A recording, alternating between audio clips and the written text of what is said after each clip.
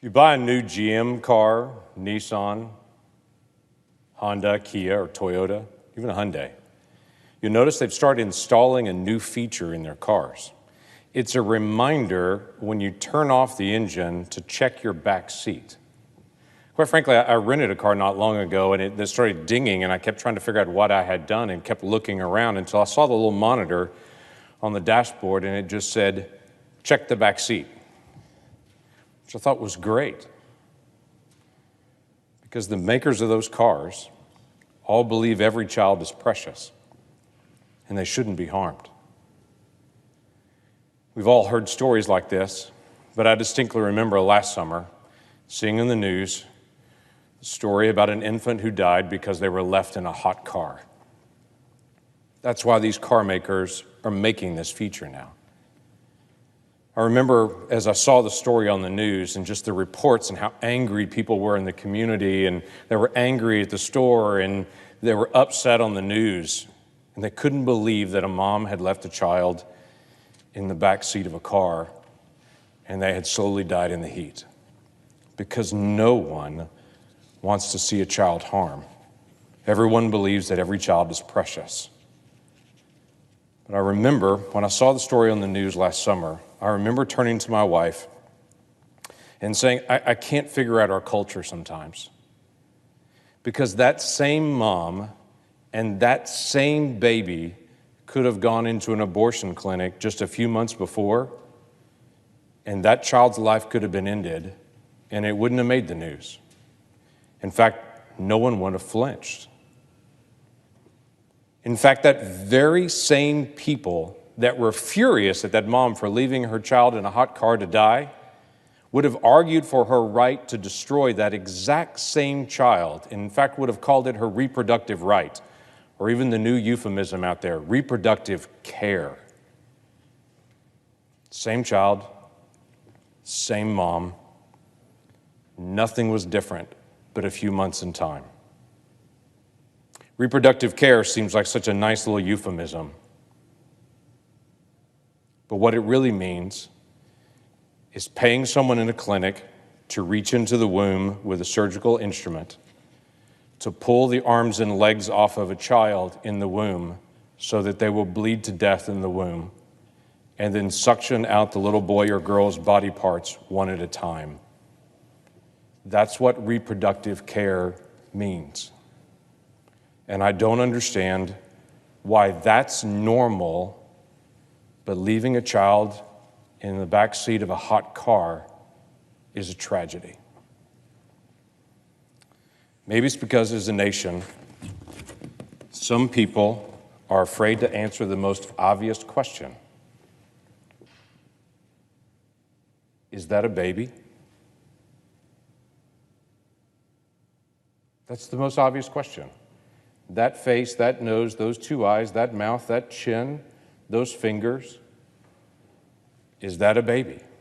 That's really the only question. Is that a child? Maybe there's a second question that needs to be answered. Are all children valuable? Or are only some children valuable? We seem to have a great deal of debate today in our society, and we should, about facts. People say we can't seem to agree on the same set of facts and truth. You can't have your facts and my facts.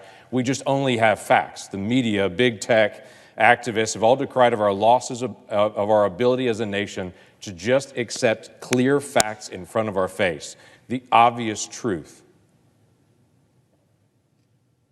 So let me ask a question again. Is that a baby?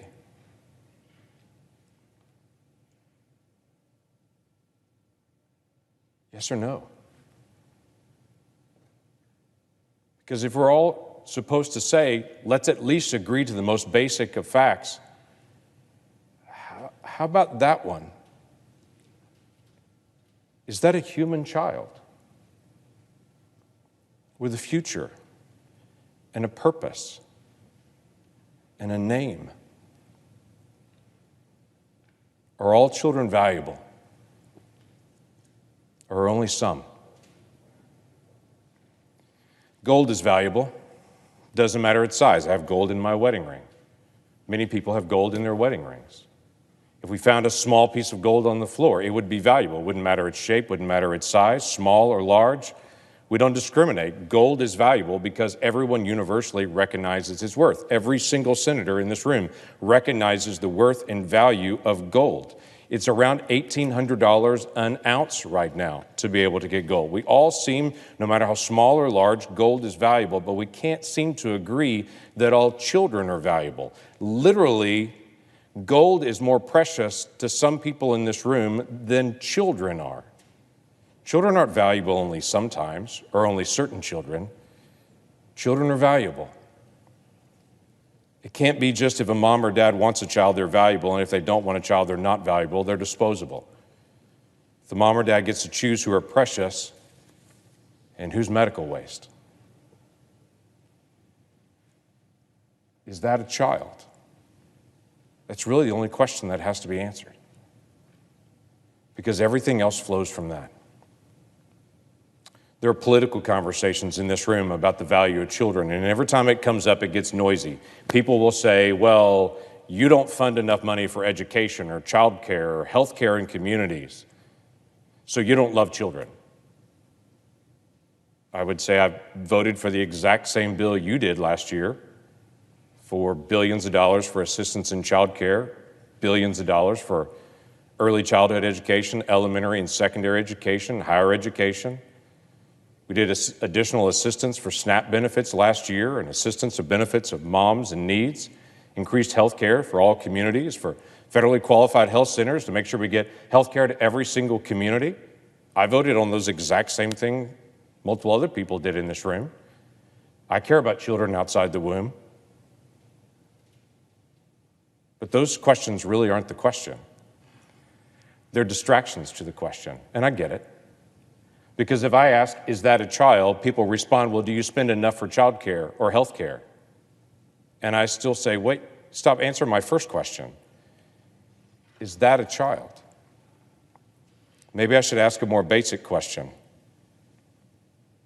Does everyone in this room believe in the principle we should do unto others as we would want done unto us?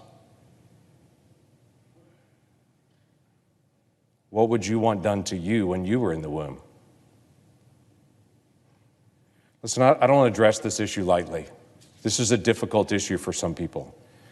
I don't think an abortion is a flippant thing that anyone walks into an abortion. I don't meet anyone that had an abortion and is somehow gleeful about it. Quite frankly, I can't imagine that anyone who had an abortion would ever forget the sights and the sounds and the smells of an abortion, knowing that a helpless child is dying at that moment. I grieve for moms and dads who will never, ever forget that they went into a clinic and paid someone to get rid of their child in the name of reproductive care. I can't imagine what their emotion is.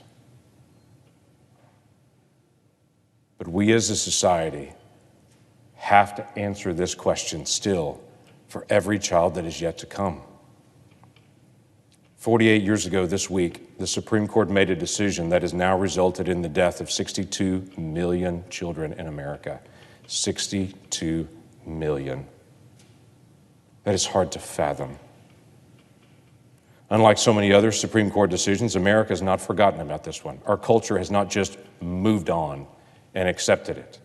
Every year since 1974, the first year after the Roe v. Wade decision, individuals from across the country have gathered in Washington, D.C. in defense of the unborn. Friends, families, church leaders, community folks, they've all marched in the rain, the sleet, the snow. It's cold every year this week in January. But they come. This year will be different due to COVID-19 and the ongoing security concerns in Washington, D.C. Marchers are staying home and they're engaging virtually. Maybe this is one more moment where even more people can get involved online, because I expect the rally this year will draw an even larger number of people, from students and families and people, quite frankly, from all over the world, just to ask a simple question: will we recognize the most obvious thing in front of our face? That's a baby. President Biden this week celebrated the passage of Roe v. Wade by declaring that he wants to pass a federal law requiring abortion to be provided in every single state in America. To not just trust a court decision from 1973, he wants us to proactively require in statute that every state demands abortion in their state, and that the federal taxpayers, with hard-earned tax dollars, should actually be required to pay for those abortions all over America. It wasn't long ago that Senator Biden was saying things like taxpayers shouldn't be required to pay for abortion. They shouldn't be required to pay for something that they find so morally objectionable. It wasn't that long ago Senator Biden was talking about abortion being safe, legal, and rare. But now as president, within the first week, he's moving as fast as he can to promote abortion and demand taxpayers pay for it. In fact, painfully so, President Biden's nomination for the Secretary of Health and Human Services has actually no health care experience at all. It's a little surprising to a lot of us when we saw it, because we're used to seeing the leader of Health and Human Services be a physician or a scientist, which would make sense in the time of an enormous global pandemic to have a physician leading Health and Human Services. But he actually nominated someone that his biggest qualification is he is one of the most radical advocates for abortion in the country. He did it as a House member, he did it as an Attorney General in California, and clearly the promise was made he'll do it if you put him into Health and Human Services. Let me just give you an example of what I'm talking about for Mr. Becerra. I can't process some of these things. Mr. Becerra, when he was the Attorney General for California, actually went to Mississippi to be able to lead a suit against Mississippi, another state, obviously, because that state was talking about limiting abortion to only the earliest days of abortion. Their belief was after a child feels pain, we should at least not tear a child limb from limb in the womb when their nervous system is developed. Mr. Becerra led a coalition of state attorneys general to fight Mississippi and say, you can't protect children that way. He actually argued before the United States Court of Appeals in the Ninth Circuit against the Little Sisters of the Poor, trying to require that group of nuns to provide birth control services to the group of nuns, literally attacking the Little Sisters of the Poor to kind of push this whole agenda. When he was a representative in the House of Representatives, he voted against the Born Alive Survivors Protection Act. So if a child is in a botched abortion is actually delivered instead of destroyed, he wanted to say, no, even after they're fully delivered, that child can still be destroyed, even though they're fully delivered, which would make sense because he also, as a representative, fought against the partial birth abortion ban. The procedure where they would, it was a rare procedure, but it was a procedure where they would deliver the child all but the head and then penetrate the head with scissors and kill the child. He fought against that. He fought against the Unborn Victims of Violence Act, which really is odd to me. All it did was criminalize if someone attacked a pregnant woman and killed her child, they could also be liable for that death as well. He also didn't want to recognize the child as a child, even if the mother saw the child as a child. He also fought against crossing state lines from minors and saying they shouldn't have to get parents' permission if they cross state lines to go get an abortion somewhere else. As the Attorney General in California, he fought to require churches to pay for abortion care in their health care plans when it directly violated their religious belief. Unbelievably so, he also fought to be able to require pro-life medical clinics where you could go and say, I don't want an abortion, but I do want a sonogram. I want to be able to get some more information about this child. If you went into one of those pro-life centers and got a sonogram, he fought to require there to be a poster on the wall that would say, if you would rather have an abortion, here's the place that you would go. Now, this is beyond just protecting abortion. That has moved to promoting abortion, encouraging the death of children. It got even so bizarre that in California, when there was a video taken of a Planned Parenthood group of folks that were trafficking the body parts of children, and it was caught on video, instead of confronting the folks that were trafficking the child body parts, he went after the folks that took the video, the whistleblowers, and exposed them. I have to, this is not an attack on Mr. Becerra.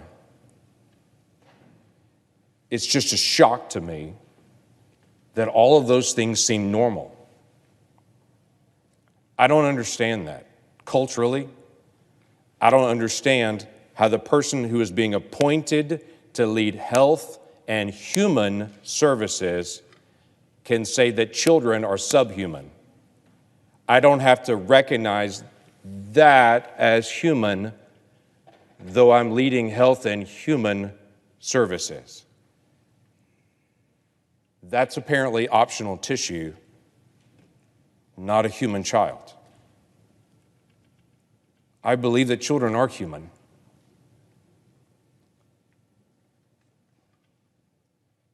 And that we should honor every child's life.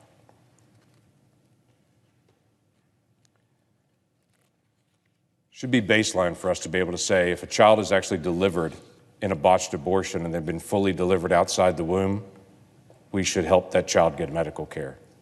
I don't understand why that's so hard. I don't understand why it's so hard to say some people are absolutely appalled by the taking of a child's life. Don't force them with their tax dollars to pay for it. I don't understand why that's controversial. I don't understand why it's controversial that when a child can feel pain in the womb, that we shouldn't dismember a child in the womb. I don't understand why that's controversial. I don't understand why it's controversial to some that if a healthcare provider who has sworn to protect life, that person shouldn't be compelled to take life in an abortion procedure by their employer. I don't understand why that's controversial. But for some reason, it is. Among our most basic rights in America, life, liberty, the pursuit of happiness. One of the most basic things that come out of our founding documents is these things are referred to as self-evident. Facts are facts, especially when those facts have a face. How can you look at that picture and say that's not a human child? How can we not acknowledge the simple facts? Now, I do understand for some people this is very difficult because they fought for years for abortion, and they don't want that to change because if it changed, they would have to admit there have been deaths of millions of children on their watch. That is not a simple thing to admit. But please do not tell me you're following the science. Because that child has 10 fingers and 10 toes and a beating heart and a functioning nervous system. That child has DNA that's different than the mom or the dad. That's not random tissue. That is a separate person, and science would confirm that. So please don't tell me you follow the science wherever it goes, because some facts are obvious and the science is clear.